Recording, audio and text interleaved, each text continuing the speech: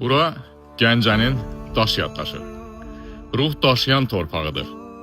Adı bəzilərinə qəribə gələ bilər. Cömert qəssab.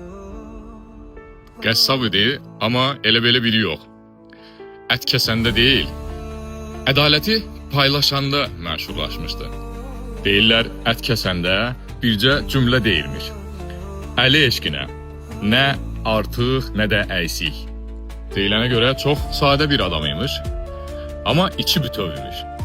O qədər bütöv ki, bizim vaxta qədər, əsrlər keçsə də gəlib çatıb. Rəvayətə görə Cömert qəssab Gəncəlilərin içində ilk İslamı qəbul edən bir adam idi. Hətta deyilənə görə Həzrəti Əli əleyhissalamla görüşmək üçün Hicaza gedib və İslamın nurunu Gəncə şəhərinə gətirib. Və bu türbə sadəcə bir qəbir deyil, bu halal zəhmət və ədalətli ölçünün abidəsidir. Zamanında Gəncə şəhəri hücuma məruz qalanda Cömert qəssabın əlində tərəzi deyil, əlində qılınc var idi və ədalətin uğrunda savaşıb şəhid oldu. Bir çox mənbələrə görə bu türbə 7-ci əsrə aid olunur. Amma 1139-cu ildə Gəncə zəlzələsi nəticəsində dağılır.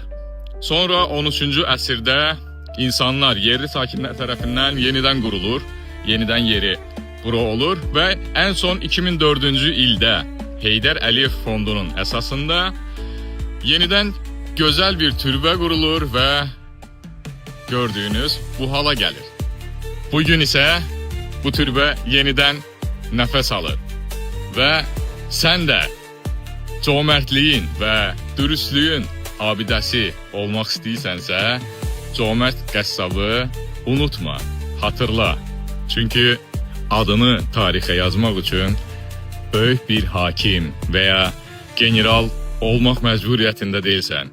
Bəzən sadəcə cömert bir qəssab olsan belə bunu edə bilərsən. Sağ olun.